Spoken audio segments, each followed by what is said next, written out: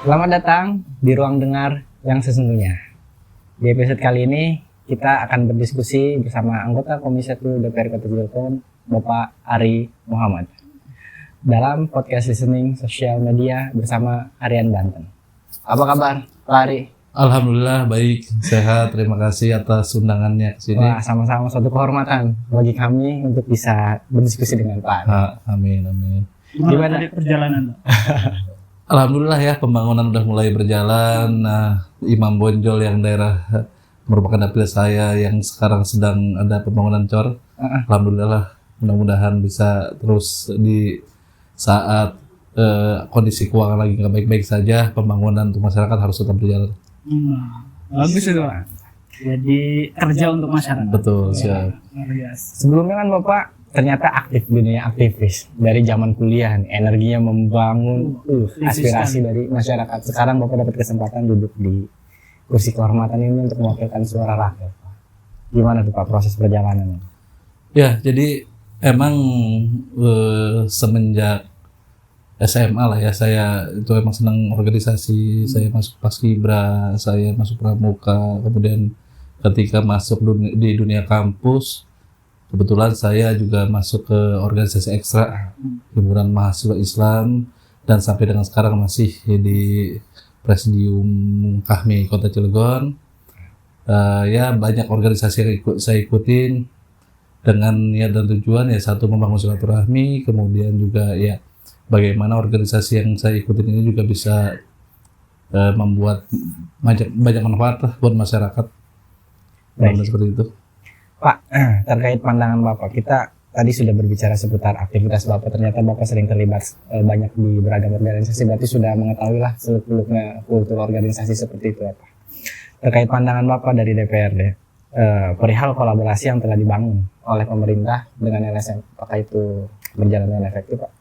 Ya, kalau saya melihat ya secara kacamata pribadi, emang Cilegon ini tumbuh pesat organisasi kemasyarakatan, kemudian lembaga swadaya masyarakat, dan saya melihat pemerintah sudah mencoba untuk membangun sinergitas antara LSM dengan pemerintah, tapi emang banyak kendala, banyak juga LSM yang tidak terdaftar, dan emang kita harus memberikan banyak edukasi kepada masyarakat bahwa ini loh tupoksi LSM ini seperti ini. Nah, masyarakat banyak yang nggak tahu. Masyarakat banyak yang tidak tahu. Banyak yang tidak tahu terkait dengan tupoksinya ya. Nah, yang memang jadinya akhirnya LSM ini di mata masyarakat jelek terus. Ya, jadi gini, ada banyak LSM yang emang membawa manfaat untuk masyarakat. Kita tidak bisa pungkiri itu. Tapi ada juga oknum-oknum yang mengatasnamakan pribadi, yang akhirnya membuat citra LSM di masyarakat menjadi kurang baik. Nah, ini perlu ya pembinaan lah ya dari Kesbangpol terkait dengan aturan-aturan mendirikan lembaga swadaya. Karena emang secara undang-undang tidak ada pelarangan mendirikan LSM. Oke. Sudah sampai mana progresnya kira-kira? Kalau saya melihat yang tercatat di Kesbangpol itu baru sekitar puluhan. Nah, Kesbangpol itu hanya bertugas mencatat karena di peraturan Permendagri yang sekarang itu, apalagi ormas yang terdaftar di pusat itu hanya tinggal melaporkan surat keterangan berbadan hukumnya saja ke Kesbangpol. Nah, dari situ Kesbangpol mencatat bahwa itu adalah ormas yang terdata. Nah, tapi kalau ormas-ormas lokal ya dia harus mendaftarkan juga akte pendiriannya ke Kesbangpol supaya bisa dicatatkan, dan ini mungkin perlu upaya lebih ekstra Kesbangpol untuk menghimbau kepada masyarakat untuk segera mendaftarkan lembaga-lembaga yang didirikan oleh masyarakat. Baik, Pak, terkait peran pemerintah tersendiri, tidak ada kan maksudnya program pembinaan terkait LSM? Kan secara database tadi kurang lebih sudah ada gitu kan. Apa sekedar mendaftarkan secara regulasi saja biar mereka berkembang sendiri, atau memang ada pembinaan dari pihak Kesbangpol gitu? Saya sudah melihat beberapa program di Kesbangpol yang terkait dengan pembinaan LSM. Ada beberapa kali kegiatan bersama Kesbangpol dengan LSM itu dilaksanakan. Termasuk juga ada agenda Jambore LSM. Nah itu juga upaya-upaya yang bisa dibuat oleh pemerintah dalam rangka mengedukasi lembaga-lembaga swadaya masyarakat supaya apa yang dilakukan oleh teman-teman LSM, teman-teman ormas di daerah ini tidak juga bertentangan dengan undang-undang. Apakah peran pemerintah saat ini terkait kolaborasi antara LSM sudah terasa dampaknya oleh masyarakat khususnya di Kota Cilegon ini, Pak? Kalau ini saya pikir subjektif ya. Subjektif. Mungkin ada yang merasakan, ada juga yang belum. Tapi lagi-lagi saya sih secara pribadi menghimbau kepada teman-teman LSM supaya dalam memperjuangkan aspirasinya, memperjuangkan aspirasi masyarakatnya itu benar-benar setelah berjuang dan didapat dan itu dikembalikan kepada masyarakat. Nah itu supaya masyarakat tidak antipati terhadap LSM.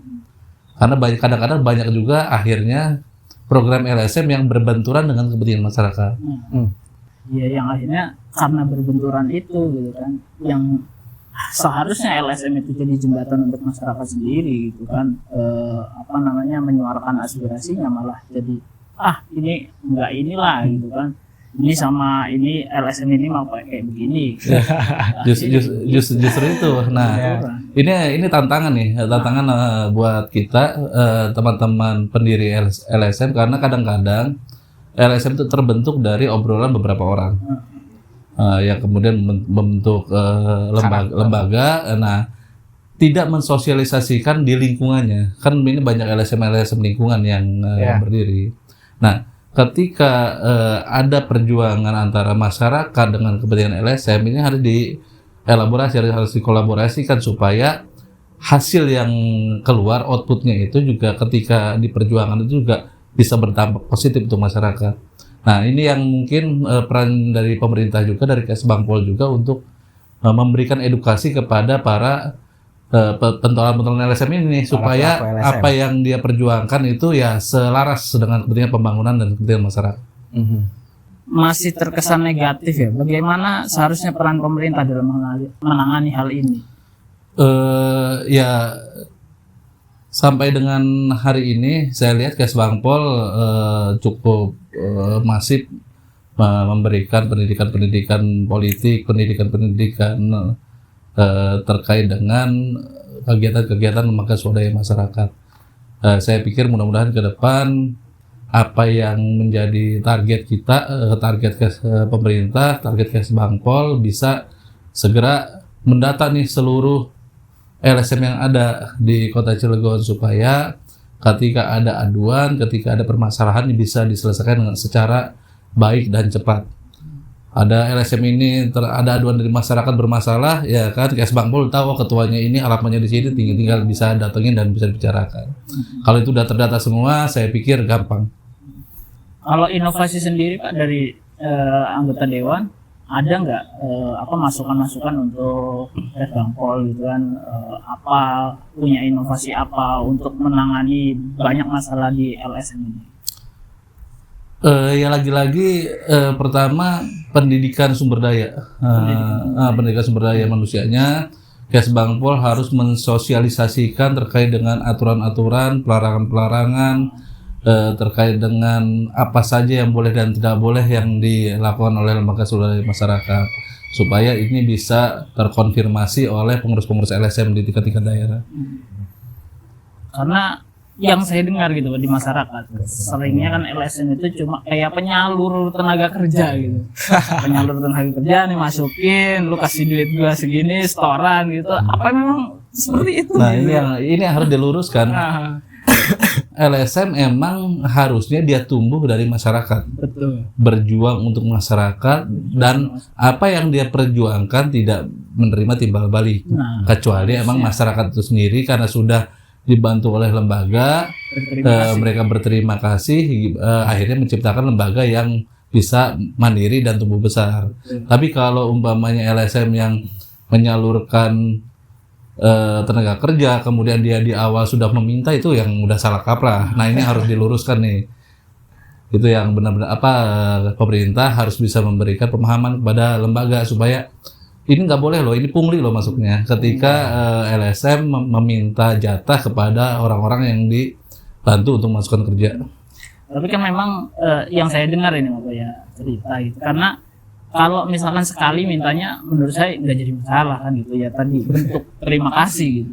Tapi ini setoran tiap bulan gitu, waduh kok bisa gitu kan saya. Nah itu justru itu makanya ya kita nggak ngerti ya, di awalnya mereka ada deal apa nih, perjanjian apa antara masyarakat dengan lembaga itu. Tapi yang jelas ya lembaga itu hadir dari masyarakat, berbuat untuk masyarakat. Nah ketika masyarakat sudah dibantu, masa sih masyarakat tidak akan membantu LSM tersebut. Ya. Tapi yang jelas saya himbau untuk lembaga-lembaga swadaya masyarakat, ormas-ormas, tidak ada transaksi di awal untuk terkait dengan tenaga kerja.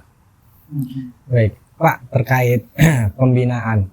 Saat ini peran pemerintah sendiri dengan database yang ada, apakah itu sudah berjalan dengan baik untuk LSM itu sendiri? Tadi kan kita berbicara sifatnya, konotasinya ketika mendengar nama LSM itu kan negatif di masyarakat. Ya, gini, kemarin kita sempat rapat RKA dengan Kesbangpol.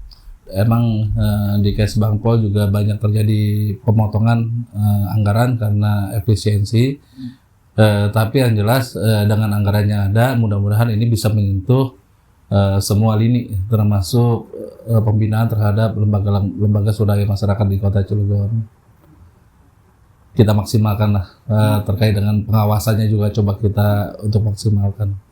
Baik. Tapi dalam pengawasan pembinaan ini, DPRD kan mengawasi. Udah sejauh mana sih Pak itu pemerintah ini mensosialisasikan ini segala macam gitu. Kira-kira menurut pandangan Bapak? Iya. Apakah sudah seperti yang seharusnya gitu, apa masih jauh dari kata? Emang secara visual kita melihat ya kan, dan kita mendengar dan kita rasakan yang terjadi sekarang, emang masih banyak terjadi kekurangan, masih banyak harus menjadi perhatian dari Kesbangpol terkait dengan kondisi dan keadaan LSM di Kota Cilegon. Nah, saya yakin sih nggak ada niatan dari satu pun LSM di Kota Cilegon yang niatnya jelek. Saya yakin semua juga inginnya berniat bagus, ya kan, berniat untuk membantu masyarakat. Tapi dalam perjalanannya mungkin ada kekeliruan di 1-2 langkah, ya mungkin itu wajar lah. Nah, ke depan Kesbangpol harus bisa memantau itu. Ya itulah, pemerintah sekarang harus bisa mensosialisasikan terkait dengan aturan-aturan, kemudian juga transparansi dari lembaga-lembaga swadaya masyarakat yang ada, karena walaupun mereka tidak mendapatkan hibah dari pemerintah Kota Cilegon, tapi minimal program-program kerjanya itu juga ditembuskan kepada pemerintah Kota Cilegon, supaya pemerintah Kota Cilegon dalam hal ini Kesbangpol juga bisa memantau nih pergerakan-pergerakan teman-teman lembaga swadaya masyarakat. Baik, Pak, ada nggak sih pandangan dari pihak anggota Komisi 1 DPRD terkait edukasi dan pelatihan untuk para pelaku LSM yang akan mereka benar-benar dengan tulus mengabdi untuk masyarakat karena kepentingan untuk masyarakat sendiri. Nah, hal itu kan harus didiskusikan kembali dengan pihak pemerintah, karena kan tidak mungkin hanya sekali sesi untuk bertemu dan membahas langsung jadi kan, butuh tahapan dan sebagainya. Gimana itu? Betul. Ya, gini, di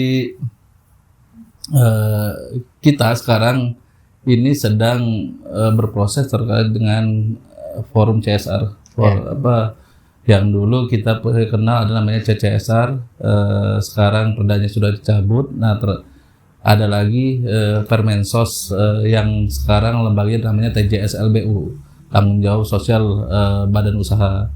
Nah, di Cilegon sekarang sedang dibentuk. Nah, yang saya pikir lembaga ini juga bisa nih membantu pemerintah dalam segi kekurangan anggaran, kemudian dalam sektor pembangunan, karena lembaga ini nanti bertugas mengkoordinasi antara industri dan pemerintah, supaya apa yang menjadi kekurangan pemerintah itu bisa menjadi tanggung jawab industri untuk menutupi itu. Baik. Nah itulah contoh apa ya, lembaga swadaya atau NGO yang mungkin bisa punya peran sangat positif untuk masyarakat Kota Cilegon. Nah, ngomongin peraturan nih Pak ya, dari Kesbang. Seharusnya kan kalau biar tidak menjamur katakanlah gitu, LSM ini tidak jadi menjamur, harusnya peraturannya lebih diperketat kan itu. Entah perizinannya yang diperketat gitu. Biar tidak adanya kayak LSM yang 3 orang lagi ngobrol enak-enak sambil mau begadang kan, ngopi-ngopi jadi besoknya LSM gitu. Biar nggak seperti itu gitu. Menurut saya harusnya bisa seperti itu. Kenapa tidak ya katakanlah perubahan-perubahan dari segi peraturan itu yang gencarkan gitu. Iya, begini. Kita ini negara demokrasi yang menjunjung tinggi asas kebersamaan, musyawarah mufakat. Betul. Kalau untuk organisasi yang berasal dari pusat hanya cukup mendaftarkan SKT surat keterangan berbadan hukum. Baik. Nah, mendaftarkan ke Kesbangpol. Nah, Kesbangpol mengeluarkan SKT-nya. Nah, tapi untuk di tingkatan lokal di undang-undang kita itu berbunyi berserikat dan berkumpul itu dijamin oleh negara. Oh, dijamin oleh negara. Iya. Jadi sebatas itu aja gitu. Ya sekarang kita bertiga nih ngobrol begini, udah kita bikin LSM deh. Ada yang melarang kan nggak bisa. Nah pemerintah juga nggak bisa melarang, karena ketika pemerintah melarang ini, itu pemerintah sudah melanggar undang-undang. Oke. Nah jadi tinggal pelaksanaan pengawasan kinerja LSM ini aja yang perlu dikontrol. Sampai saat ini Pak, sejauh ini controlling dari pihak pemerintah maupun dari pihak DPRD untuk mengantisipasi hal-hal yang tidak diinginkan oleh para pelaku LSM. Bagaimana tuh Pak? Ya, dalam hal ini pemerintah yang notabene berada di bawah Kesbangpol, Badan Kesatuan Bangsa dan Politik ini, ya banyak bekerja sama dengan berbagai pihak lah, termasuk unsur aparat kepolisian, kemudian Kodim, Komando Distrik Militer, dan stakeholder lainnya. Pengawasan itu kita jalankan, dan saya juga sering berkomunikasi dengan Kesbangpol, meminta teman-teman LSM yang tidak terdaftar untuk mendaftarkan diri juga agak berat. Oh gitu Pak. Agak berat karena apa? Itu kan kesadaran dari dari pengurus LSM-nya kan. Baik. Dia mau terdaftar atau hanya tinggal skup lokal daerah aja. Nah ini yang sulit kita kontrol. Tapi mudah-mudahan ke depan sambil berjalan penataan ini, transparansi LSM, kemudian akuntabilitas, kemudian juga aturan-aturan yang berada di atas undang-undang LSM ini bisa disosialisasikan kepada para pengurus LSM. Baik. Nah, kalau saya kan punyanya komunitas nih Pak ya. Akta notarisnya juga komunitas. Itu apakah sama juga sama LSM? Ya secara kedudukannya sama. Secara kedudukan sama. Oh, berarti memang segampang itu kan buat LSM itu. Segampang itu. Cara perizinan nggak ada spesifikasi aturannya spesifikasi aturannya gitu. Nah, ada. Yang jelas dia terdaftar, berbadan hukum, teraktekan oleh notaris. Sudah Itu selesai. Kesbangpol menerima itu, ya mengeluarkan surat keterangan berbadan hukumnya, SKTBH-nya. Memang jadi segampang itu ya. Nah, segampang itu, dan tidak ada sanksi yang bisa diturunkan oleh Kesbangpol, karena Kesbangpol hanya penerima dan pendata aja gitu. Terkait visi misi LSM itu sendiri Pak. Yang jelas tidak bertentangan dengan Undang-Undang Dasar 45. Fokus di situ. Iya, tidak bertentangan dengan Pancasila, tidak bertentangan UUD 45, tidak bertentangan dengan aturan-aturan yang terkait dengan lembaga swadaya masyarakat. Asasnya Pancasila. Balik lagi kepada fundamental bangsa negara ini Pak ya. Betul. Memang kalau ngomongin sudah diatur oleh negara dan kebebasan tadi itu memang ya agak sulit gitu ya. Nah, itu ya sebebas itu, semudah itu memang gitu. Tapi ya menurut saya mungkin untuk mengontrol itu kan bisa dengan teknik dari komunitas dulu, nanti berapa jumlah anggota yang seharusnya gitu kan. Jadi itu akan menurut saya akan lebih mudah nanti ke depannya. Katakan LSM kalau 3 orang kan kayaknya nggak cantik gitu. Iya. saya lupa terkait dengan aturan undang-undangnya. Cuman yang jelas pendaftaran akte notaris itu kan badan hukum aja cukup 2 orang gitu loh. Iya betul. CVP itu cukup 2 orang, PT 3 orang, 5 orang cukup. Nah saya pikir nggak jauh beda dari itu. Iya. Baik. Ya seharusnya emang apalagi LSM lingkungan ya, selain ketua sekretaris bendahara itu harus diperkuat juga dengan peran RT, RW, kepala desa atau lurah gitu, supaya benar bahwa lembaga ini juga emang diketahui oleh pemerintah setempat dan emang orang-orangnya juga orang-orang situ, terdaftar di situ gitu loh. Jelas. Jadi kalau bahasa aslinya mah ring satunya jelas ya kan, oh ini ring satu sini masuknya ke sini gitu. Oke. Iya, jadi kalau hanya pendataan aja menurut saya ya Kurang efektif ya. kurang efektif gitu. Walaupun misalkan ada pengawasan, tapi kalau pengawasannya juga cuma sekedar harus mendaftar doang, menurut saya juga kurang efektif. Betul. Cuman lagi-lagi itu adalah kelemahan di kita di ya Indonesia lah, umumnya khususnya Kota Cilegon, bahwa kita belum bisa ngatur secara spesifik bahwa ini dalam pendirian organisasi kemasyarakatan itu syaratnya harus beranggotakan minimal 100 orang ya, kemudian dalam mempunyai visi dan misi yang sama, anggotanya itu harus membuat resume yang nanti ketika dianalisa oleh Kesbangpol atau lembaga-lembaga ini bahwa oh ya ini satu pemikiran nih, silahkan kalian bikin gitu. belum ada aturannya. Belum ada ke situ ya. Belum. Mungkin Perda juga ada. nggak bisa. Nggak. Mungkin suatu saat nanti akan pengembangan ada kali. Ya mudah-mudahan saja. Mudah-mudahan ke depan pengaturan lembaga swadaya masyarakat juga ini bisa semakin ketat dan persyaratan-persyaratan dalam pengajuan satu badan lembaga juga itu agak-agak benar-benar diperhatikan.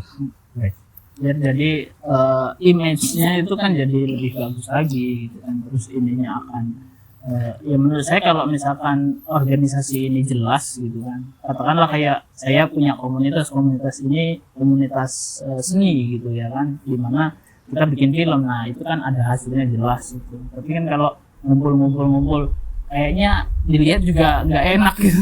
Menurut saya gitu kan. Jadi itu ya benar tadi apa yang disampaikan, kita bertiga ngobrol itulah bikin LSM sudah bisa.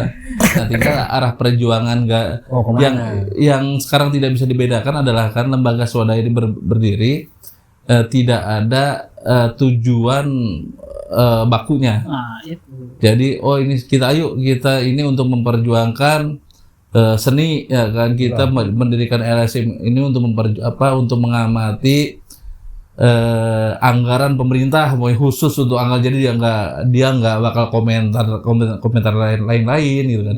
Ini nggak, LSM ya atas nama lembaganya dia mau nyorotin apa aja bebas gitu. Baik, Pak Ari, kita mengetahui semuanya Kota Cilegon adalah salah satu kota industri terbesar di Indonesia gitu kan.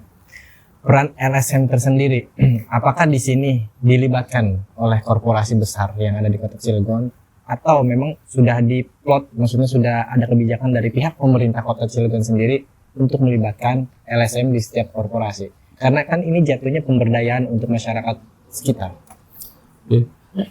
Kalau saya pribadi melihat mungkin ada yang sudah, ada yang belum.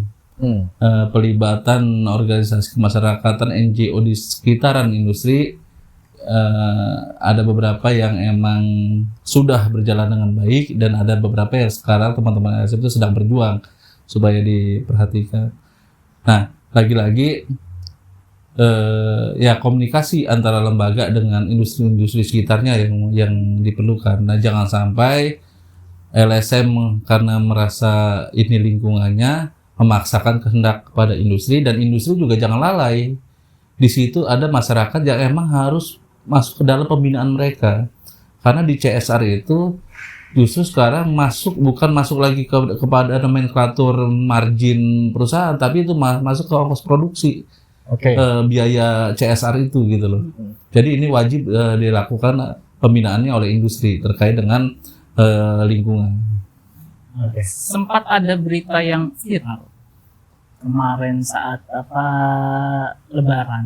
Oke. Nah, ini saya sempat baca-baca berita tuh banyak LSM yang katakanlah minta uang, ya kan, ke dinas-dinas, ke perusahaan-perusahaan gitu. Itu sempat viral tuh, saya sempat baca tuh. Di Cilegon ada nggak?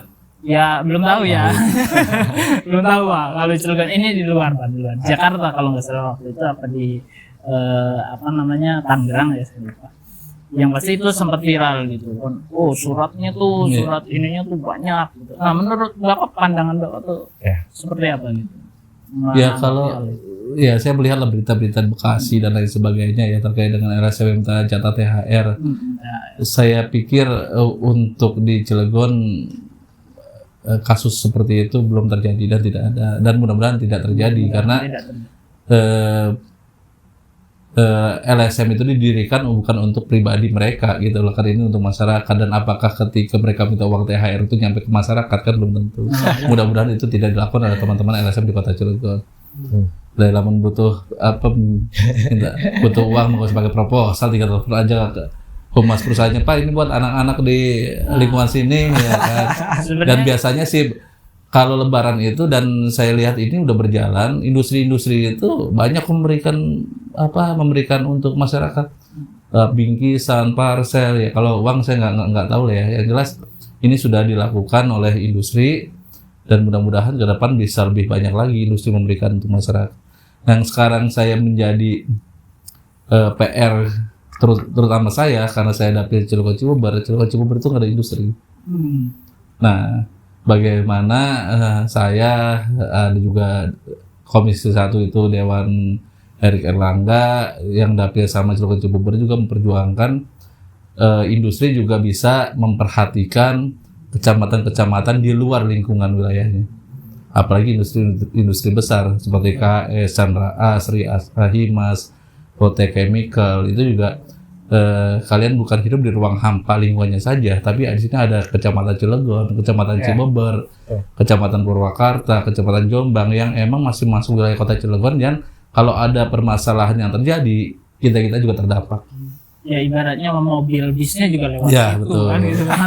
Harusnya kalau diperboden aja sama ini kan Cibubur nggak bisa lewat. Ya mudah-mudahan tidak terjadi seperti itu kan. Ya bahasa kasarnya seperti itu.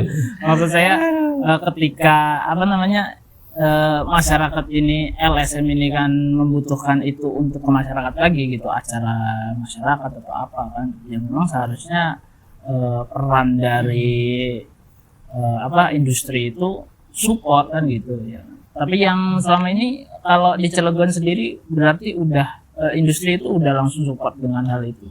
Apa cuma di bagian di area karena dia cuma di Ciwandan yang dapat terus gitu. Menurut Bapak sudah merata belum gitu? Mungkin sudah ada tapi belum merata. Belum merata. Sudah ada tapi belum merata. Ya termasuk juga kesempatan bekerja ya, bukan hanya ini ya, kesempatan bekerja juga karena di Cilegon Cibubur juga banyak anak muda lulusan sekolah yang masih nganggur, dan itu juga perlu diperhatikan oleh pemerintah, terutama oleh industri. Bahkan sebenarnya Kecamatan Cibubur itu kan lebih terkenal dengan agamis gitu, anak-anak yang ahli ngaji lah segala macam. Betul. Seharusnya menurut saya bisa jadi pertimbangan kan untuk di industri. Justru itu berarti karena Cibubur ini dikenal dengan agamis, industri memberikan bantuan ke sini ya kan, terkait dengan fasilitas pondok pesantrennya, fasilitas pendidikan keagamaannya, atau memberikan bantuan keahlian kepada madrasah-madrasah, pesantren-pesantren yang ada di Kecamatan Cibubur, Cilegon. Tapi sampai saat ini belum ya? Ya mungkin sudah ada, cuman saya mungkin belum maksimal lah. Iya, baru berapa persen gitu ya? Mungkin Pak terkait kultur budaya kan setiap wilayah beda-beda kan. Peran LSM pun tujuannya mungkin sama, tapi untuk mengupayakan realisasikannya agak sulit. Apakah itu salah satu jadi faktor kalau kita berbicara industri, perusahaan untuk tidak, istilahnya kalau bahasa sini jor-joran lah untuk ngasih semuanya kepada LSM untuk mengelola, makanya mereka lebih senang untuk menahan mungkin untuk udah waktu yang tepat baru mereka realisasikan itu semua. Ya ini balik lagi ya kepada trust dari industri itu sendiri, kepercayaan daripada industri menganggap apakah LSM ini mewakili masyarakat dan apakah ketika LSM diberikan bantuan oleh industri ini akan nyampe ke masyarakat. Jadi balik lagi kepada industri. Nah, dan saya pikir industri sudah punya database mana-mana LSM yang emang memberikan kebermanfaatan untuk masyarakat, mana yang LSM, oknum LSM yang bertindak atas nama pribadi. Saya pikir si industri sudah punya data itu. Baik, Pak Ari kan sudah lama bergulat di bidang aktivis ya, kala itu semenjak menjadi seorang mahasiswa gitu kan. Mungkin sampai saat ini segudang pengalaman lah di dunia hiruk pikuk dunia LSM gitu kan. Apa sih sebenarnya keresahan dari teman-teman LSM tuh, baik itu memang yang sudah di jalur yang benar gitu kan, atau menyalahgunakan kewenangan yang mereka buat tapi tidak sesuai dengan fakta di lapangan? Ya, untuk ada sebagian LSM yang emang orang-orangnya sudah mempunyai sumber daya yang bagus, SDM yang bagus, ya kan, dia punya jaringan yang bagus. Tapi ada juga LSM yang karena keinginan untuk bermanfaat untuk masyarakat, tapi dia tidak punya jaringan. Nah, secara SDM juga mereka kurang mampu. Nah, ini yang perlu dikasih pembinaan nih sama pemerintah, dikasih ibaratnya sama pendidikan politik lagi lah, pendidikan dalam kelembagaan lagi dalam koridor Kesbangpol. Ya, kalau ngomongin pendidikan tuh, kalau saya lihat ada tuh LSM yang ada pendidikan militernya gitu. Ya. Apa seperti itu juga pendidikannya? Saya 2011 sampai dengan 2018 itu di Laskar Merah Putih. Laskar Merah Putih. Ya, bajunya loreng-loreng kayak tentara merah putih gitu kan. Nah, dulu itu didirikan karena lepasnya Timor. Jadi pendirinya itu Enrico Guterres, itu pendirikan lembaga swadaya masyarakat namanya Forum Bersama Laskar Merah Putih. Nah, supaya tidak ada lagi tuh daerah-daerah terluar yang lepas dari pangkuan Ibu Pertiwi. Semangat awalnya itu. Tujuan awal pondasinya ya. Tapi ketika ini didirikan di daerah-daerah yang emang bukan daerah konflik, ya, nah ini kan menjadi ada pergeseran garis perjuangan. Nah, mungkin di daerah-daerah itu yang memperjuangkan masyarakat kaum marginal yang tertindas. Ya, saya pikir selama ini masih segaris dengan Undang-Undang Dasar, masih segaris dengan undang-undang yang keormasan, saya pikir sah-sah saja. Baik, artinya di setiap wilayah belum tentu sama.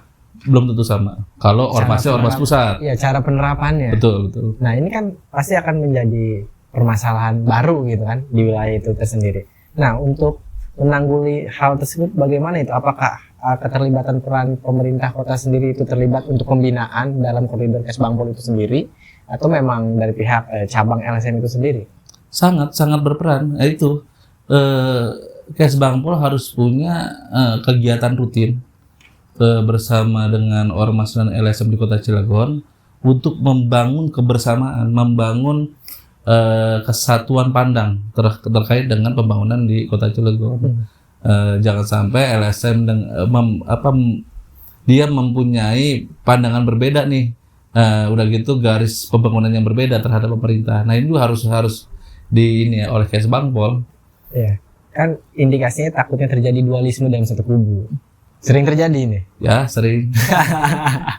Nah, ya itu kalau di pemerintah sih asal ada dasar hukumnya, kemudian dia mempunyai landasan kuat ke atas, ya kan, ya mungkin kubu akan dipertemukan kubu itu supaya melebur menjadi satu, atau kalau tidak bisa, tahun kemarin kan KNPI juga dua-duanya tidak sama Kesbangpol kan. Ya. Tidak ada dana hibah juga dari Kesbangpol terhadap KNPI, baik kubu 1, kubu 2, kubu 3, kubu 4 gitu.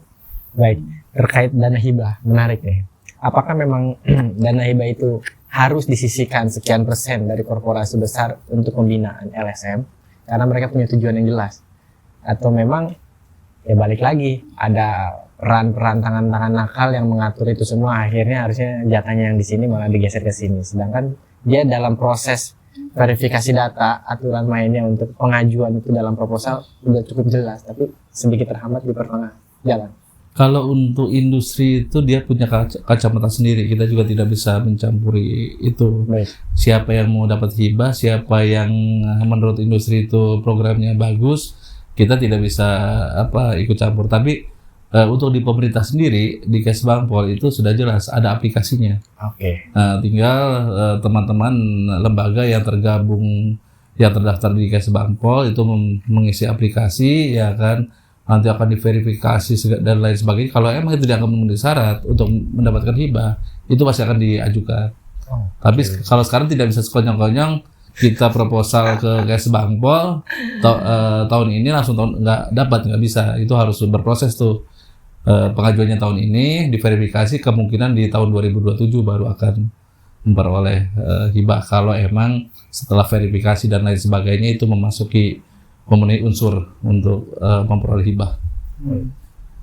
Kita juga kemarin sempat daftar hibah Cilegon. Ya, cuma yang saya lihat seperti apa ya? Ini keresahan aja nih Pak ya. Betul. Keresahan aja nih. Mungkin bisa diserap untuk aspirasi juga ke depannya. Sangat bisa dong. Ya, Pastinya harusnya sangat ya. bisa. Maksud saya gini, ketika saya ya tadi itu ketika syarat untuk kita membuat sebuah lembaga masyarakat gitu kan, itu mudah sekali. Tapi ketika kita untuk mendapatkan dana hibah sulit sekali. Gitu. Kok bisa seperti itu? Harusnya sulit di awalnya nih gitu kan, kalau tujuannya udah jalan gitu kan, intinya karya-karyanya udah ada, itu yang dipermudah, bukan begitu Pak gitu. Boleh nge-vape nggak? Silakan Pak. Soalnya kalau terkait dengan dana ini saya harus hati-hati ngomong ini. Boleh nggak Pak? Silakan. Tidak apa-apa Pak. Ya, Biar nemenin Bapak. jadi emang gini, saya juga belum pernah ngebuka ya aplikasi dana hibah di Kesbangpol itu belum pernah. Saya belum pernah mengajukan hibah.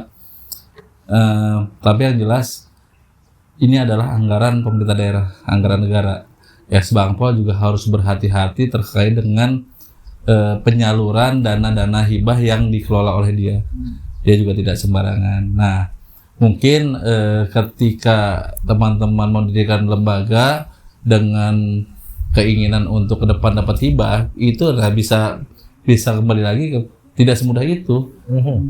Karena ada banyak persyaratan yang harus terpenuhi di aplikasi itu. Nah, mungkin itu juga mengembaliin kepada teman-teman sendiri bahwa oh ya udahlah, saya nggak jadi bikin LSM karena susah hibahnya gitu kan. Padahal kan kadang ada yang tujuan bikin LSM biar dapat dana hibah. Nah, ada banyak dan banyak. Nah, itu bisa terbantahkan dengan sistem aplikasi itu. Nah, itu. Ya, maksud saya akhirnya kan yang lurus tadi itu Pak, LSM ya katakan lembaga masyarakat yang lurus, yang sudah punya ini gitu kan, bukti gitu, sudah punya karya gitu. Ya, terpentok dengan itu. Tapi, ini ada tapinya Pak. Yang tadi itu yang nggak ngapa-ngapain, yang leha-leha, yang mungkin jadi pemenangan siapa itu lancar jaya itu Pak gitu.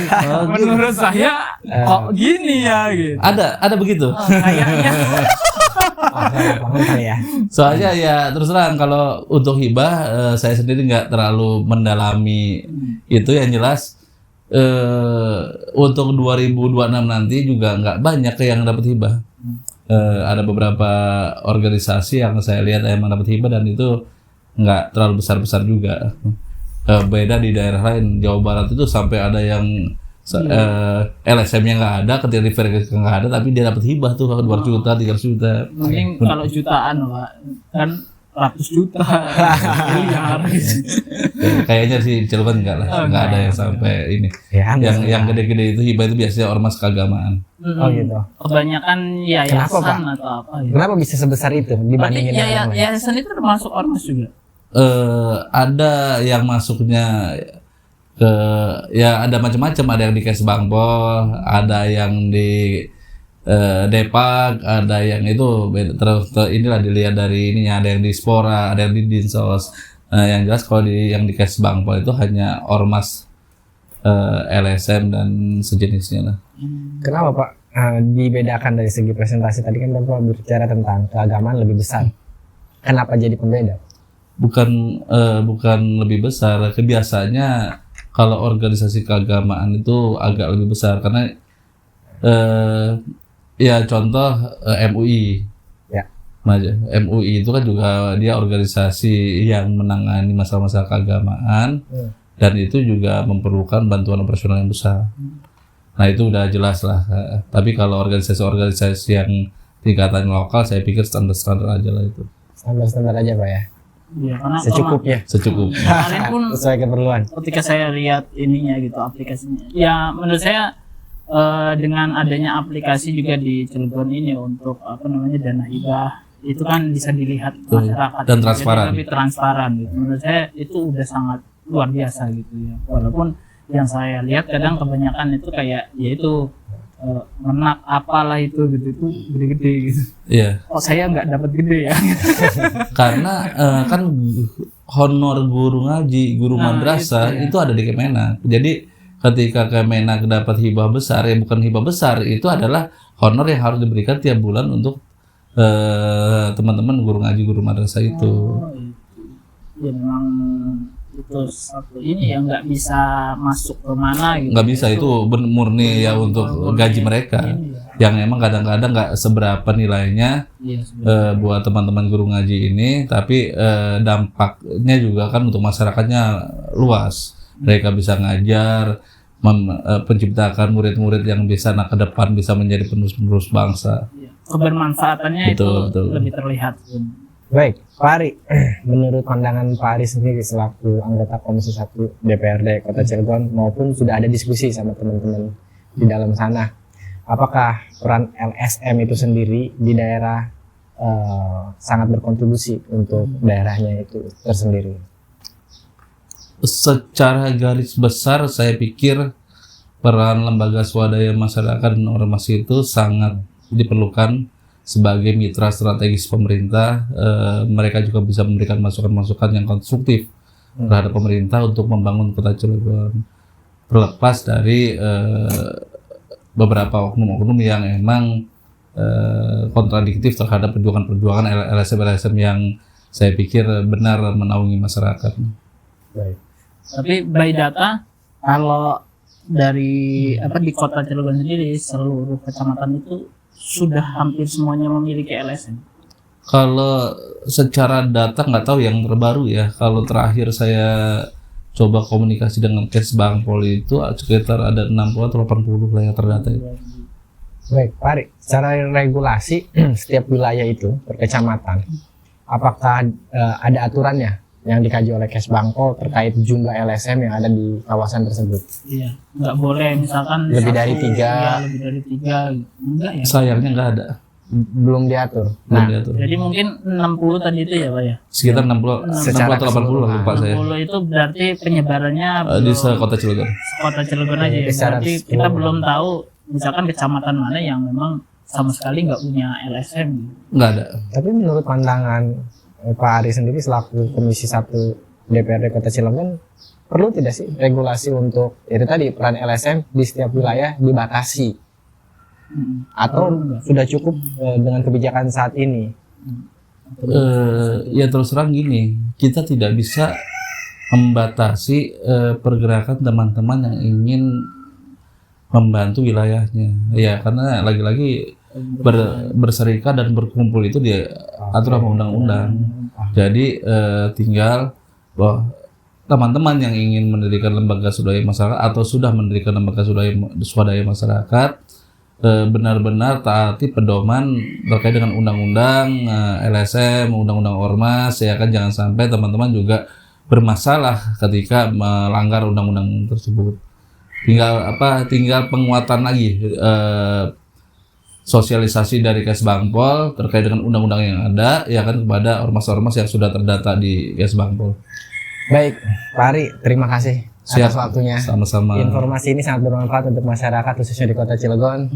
Dan yang pastinya tayang ini akan tayang di podcast listening sosial media bersama Harian Banten. Selamat menjalankan tugas kembali. Siap, sama-sama. Pak Ari. Makasih Sampai jumpa banyak. di episode selanjutnya. Terima kasih.